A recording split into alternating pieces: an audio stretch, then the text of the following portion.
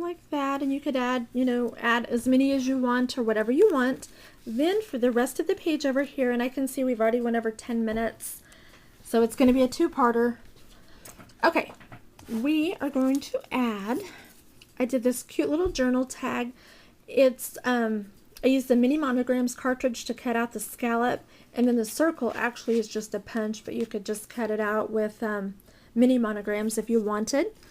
And then I used my new Martha Stewart Around the Edge punch, and I love, love, love that punch. And that's something I'm thinking I'll do a video of, possibly, because I know some people have had trouble getting everything to line up. And the trick is just that it will only work on certain size pieces of cardstock or pages. So anyway, I think that might be my next video, to show those punches and how to make them work. But I use that to make a cute photo mat, and I'm just going to adhere it to the page. Let me add my adhesive real quick. Or not so quick. It's kind of pulling up. Okay. And then also, to make the little photo mat kind of match this, since it has the rounded corners, I did use a corner rounder to round the corners, added black ink. Everything that I've inked for this book has been in black, and then I'm just going to kind of angle it rather than get it straight. And then I've got my little journal tag, and I stamped it with a journal stamp and added some little rain dots just for a little extra something. And then we're just going to put it right here. And then to set the page off, using the Paper Doll Dress Up cartridge, I cut this cute little broken fence. I've added pop dots to the back so that it will not affect the photos. They'll slide right underneath it. We're just going to pop it up, and they'll slide underneath it until they hit the top of these pop dots. That's why I kind of moved them down to allow room for the photos. Okay. And I inked it with a little bit of brown ink.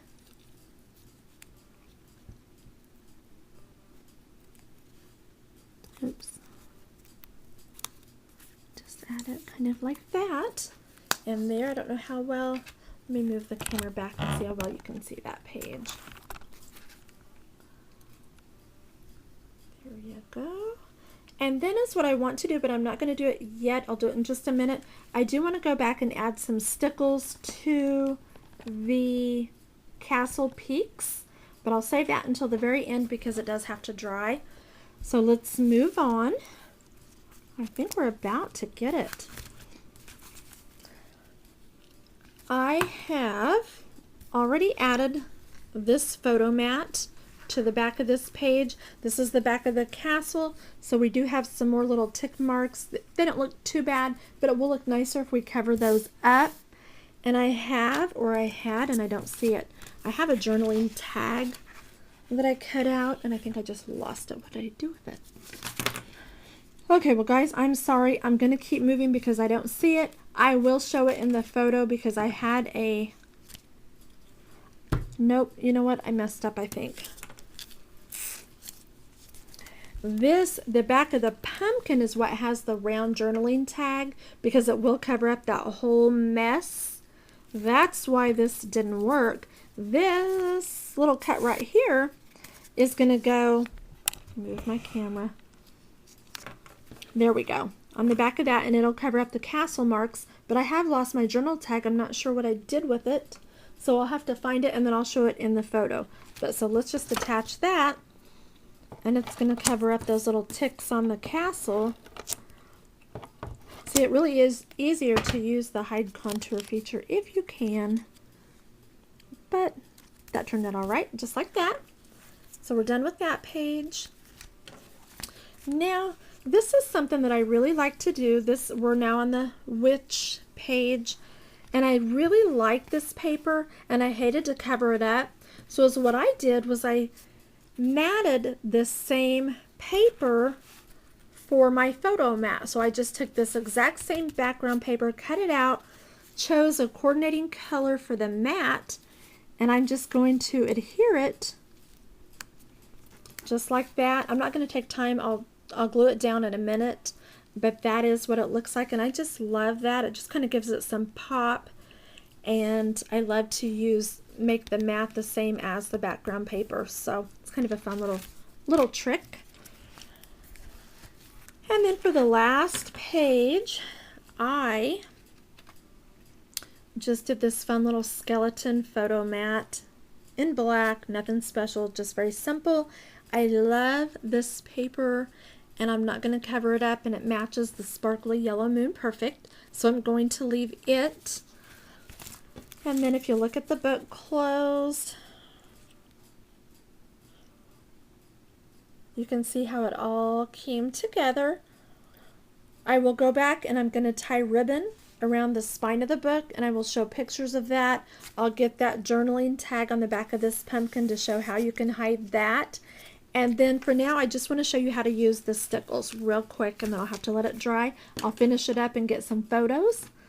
This is just called gunmetal, and it just comes in a bottle. It's very easy to use. It just squeezes. You just squeeze it out, and I'm just going to run it along the peak. You can leave it really puffed up like that. You can kind of wipe off the excess if you like to give it just a flatter sparkly look, but just not so puffed up. But I think I'm just going to leave it like that. Cover my peaks. And while I'm finishing up here, I just want to say thank you all for all the wonderful comments when I was sick and all the kind words. Thank you for following this series. Again, because of you, it was a success. I've had a lot of fun doing it. And I just want to say thank you so much. I appreciate it. And I will let the stickles dry, finish the last few things that I need to do.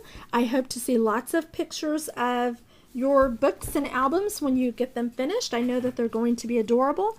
And actually, a lesson learned here, I should have added the stickles before I added this little ghost.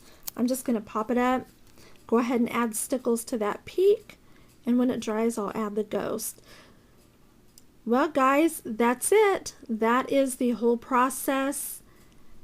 Thank you again so much, and I will see you with another video soon. Thanks for watching.